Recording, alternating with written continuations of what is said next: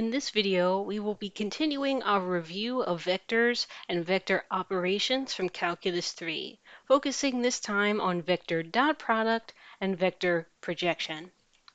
So let's remember that the dot product of two vectors can be calculated using the following formula. If I have vector number 1, whose entries are v sub 1 and v sub 2, and I want to calculate the dot product between that and another vector, call it w1 and w2, then I can denote that by putting a big old dot between them. Now, this dot is a mandatory part of the notation.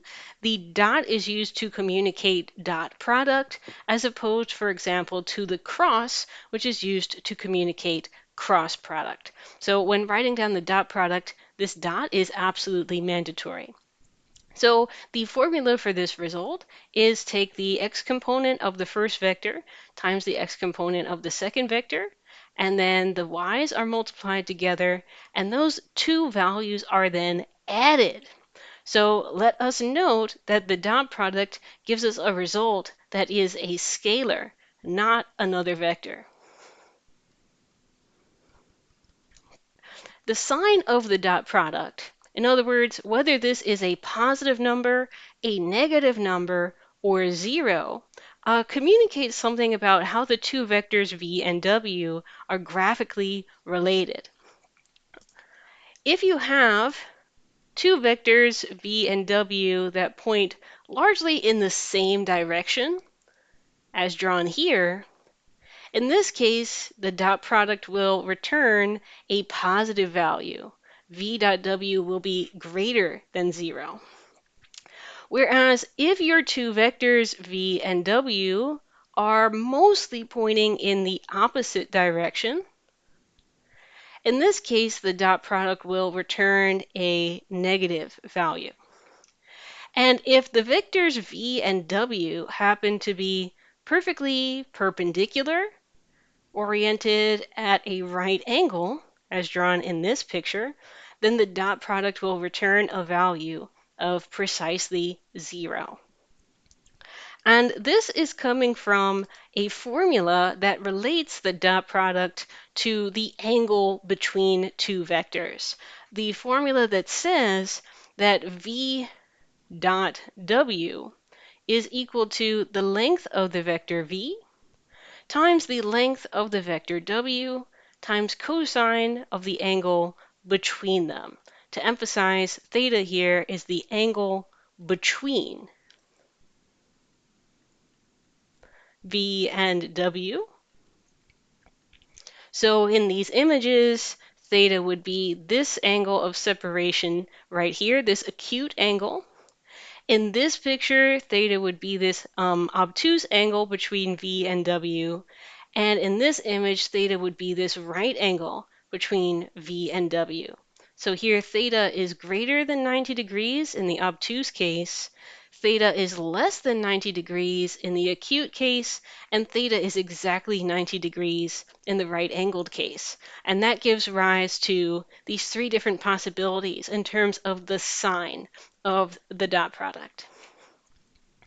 So to go on a little bit of a side quest for a moment, to speak about a quantity that is used very often in real-world applications, let's talk for a moment about what's called cosine similarity.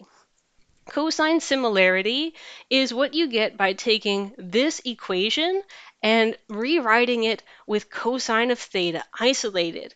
So cosine similarity is what we call the quantity v dot w divided by the length of v and the length of w. So this quantity, which we notice is equal to cosine of the angle between the two vectors, is always equal to some value between -1 and +1. And this value is used to measure how similar the two vectors are to each other. If the two vectors are highly similar, then that is indicated by a cosine similarity that is close to +1. So that would correspond to a situation like this one, where V and W are largely pointing in the same direction. They're close to pointing in the same direction. In a case like this, cosine of the angle between them would be close to 1. So the cosine similarity quantity here would be close to 1. So that's a sign that the vectors are highly similar. If your two vectors are mostly unrelated, if they're largely pointing in fully independent directions, that's the situation where the two vectors are close to being at right angles to each other. And so this would correspond to a cosine similarity that's close to 0.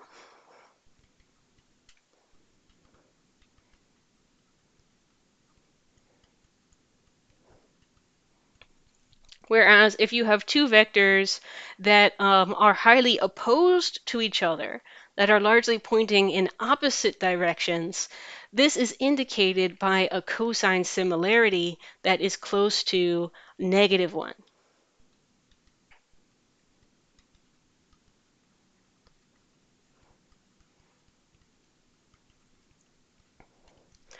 So one application of cosine similarity in a real world context is in recommendation algorithms. So for example, if you're shopping on Amazon or if you're looking for something to watch on Netflix or Hulu or Disney Plus, how is the system determining what movies and television shows to recommend to you? Cosine similarity is used to do stuff like that, and we'll talk more about that in one of our upcoming lessons. I'll also note that I personally just used cosine similarity in a personal project of mine. Some of you, I think, already know that I'm trying to learn how to design games. And so I had a player character and I had an object that I wanted the player to interact with, and I wanted to detect whether the player was facing the object. So in the code for my game, I set up a vector v, that is the displacement, and then there is also a vector in the system that tells you the direction in which the player is facing. And that's the player's orientation vector, and so I'll call that here, I'll call that n for short. So I used cosine similarity to determine if the player could be considered facing the object.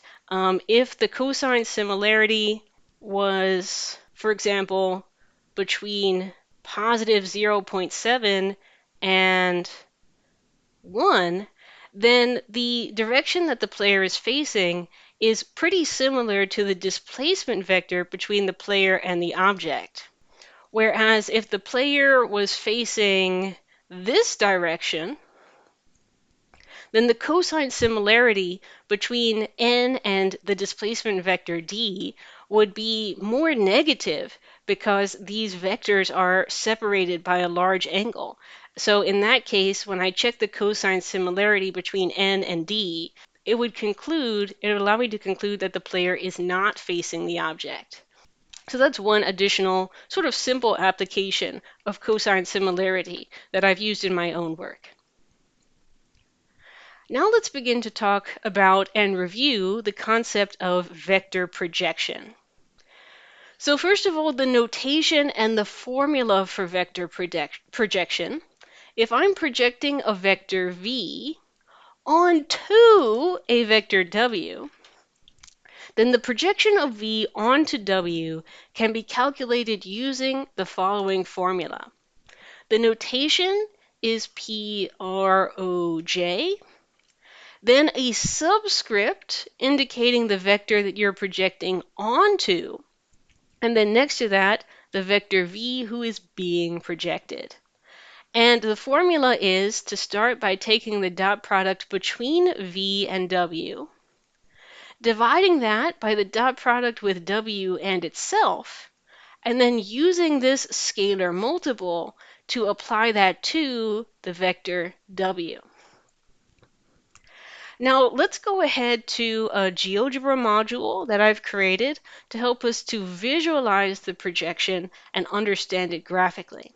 Okay, so the notation is a little bit different in this interactive module than what I've used in the notes. So let's just establish that in this module, the vector that I'm projecting onto is this one being called v, and the vector who is being projected is this one being called u. And the projection of u onto the vector v is this black vector here, relatively thick black vector next to this label. So this interactive module allows us to manipulate the values of u and v here. And so by adjusting this slider, we can change the vector v. We can make it shorter or longer. And by adjusting this point here and sliding it around, we can adjust the vector who is being projected. So let's make some observations as we play with this module. First of all, the vector v itself is not really relevant. What's more important is the line that the vector v lies along. If we take the vector v and extend it infinitely in both directions, we get this green line, and it's actually the green line that is more significant for the projection than the vector v itself. If we change the length of the vector v, or even flip v in the opposite direction, it doesn't change the projection, so just rescaling v will not change the projection onto v. So the onto vector doesn't really matter. What matters is the line spanned by the vector.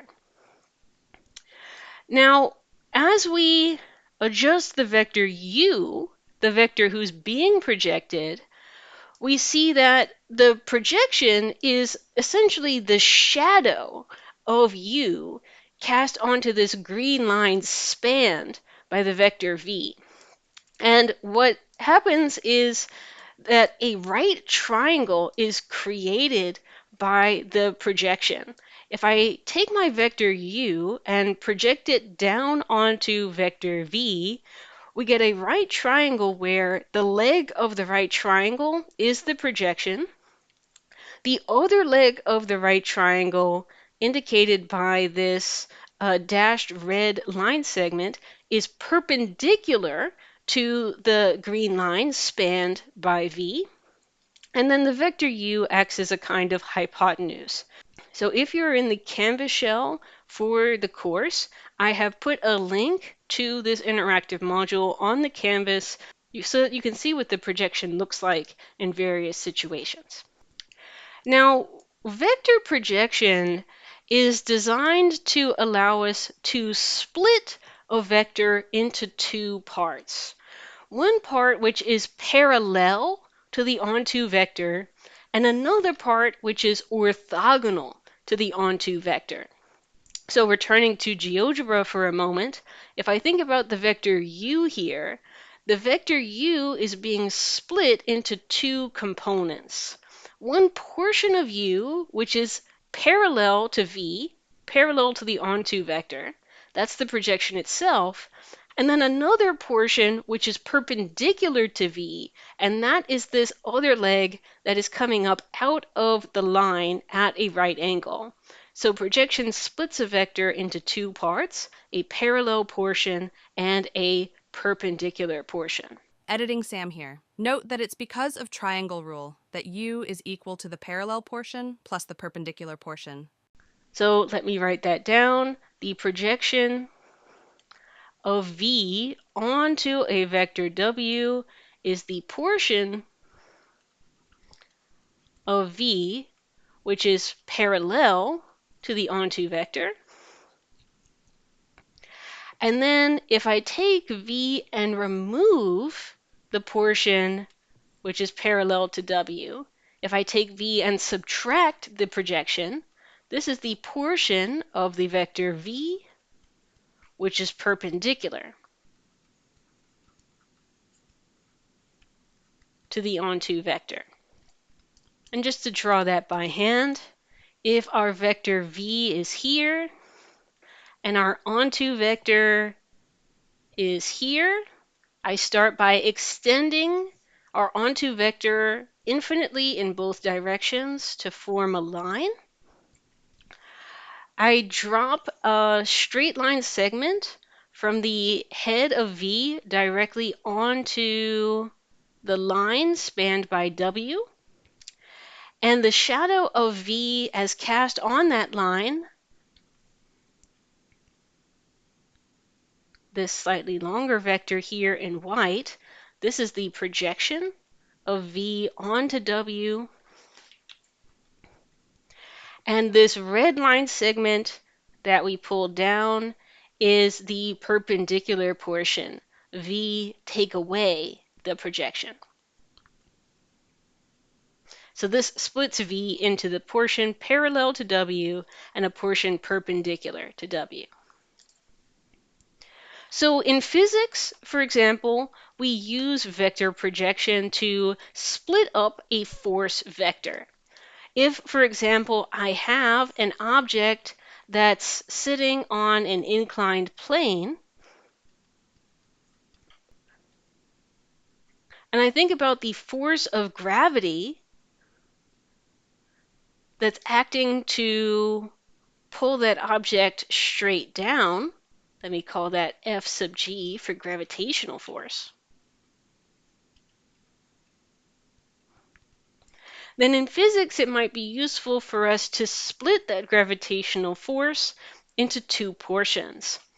One portion which is parallel to the plane that would act to slide the object down the plane, and another portion which is pointing straight into the plane at a right angle, which is called the normal force.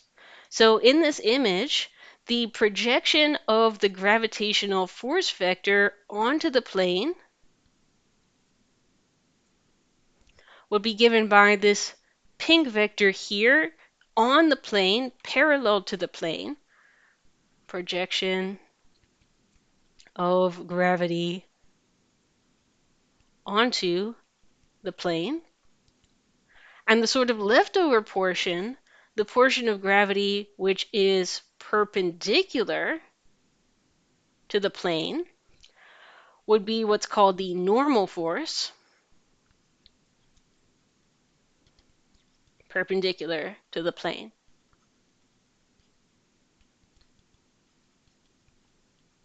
So this is an example of how projection can arise in physics. Another example of how projection is used in physics to split a vector into portions is when you're dealing with a moving object and you're studying its acceleration. So if you have a moving object with acceleration vector given, for example, by this arbitrary vector here in red, called a for short, you have for the moving object what's called its unit tangent vector, and that tells you the direction in which the object is moving.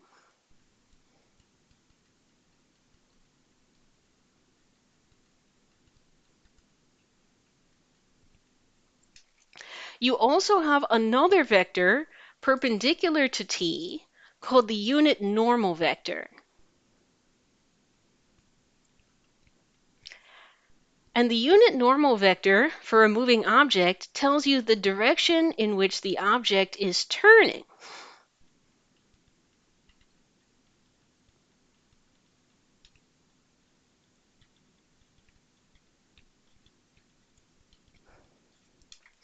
And by splitting the acceleration into two portions, a portion which is aligned with t and a portion which is aligned with n, we can get a better understanding for how your object's speed is changing over time and how fast your object's direction is changing over time. In other words, how fast the object is turning. So by projecting A onto T, draw a line down, draw the shadow. This shadow would be the projection of A onto T, and that tells you really how the object's speed is changing.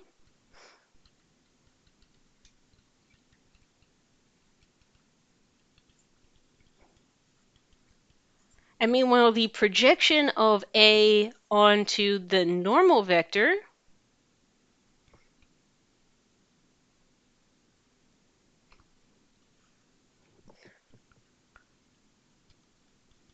is a measure of how fast the object is turning.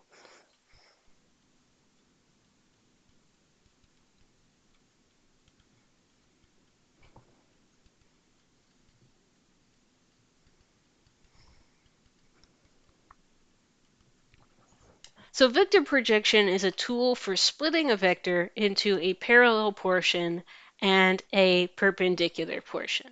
So that concludes our review of vector dot product and projection, specifically for vectors that are 2 or 3-dimensional.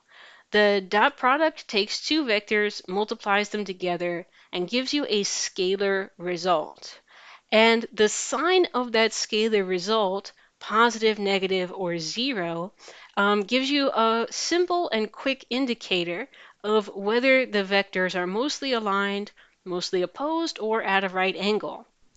If you need more specific information about the degree to which two vectors are aligned, you can use cosine similarity, which is v dot w divided by length of v and length of w, and this gives you a value between -1 and 1, which measures how similar the two vectors are in their direction.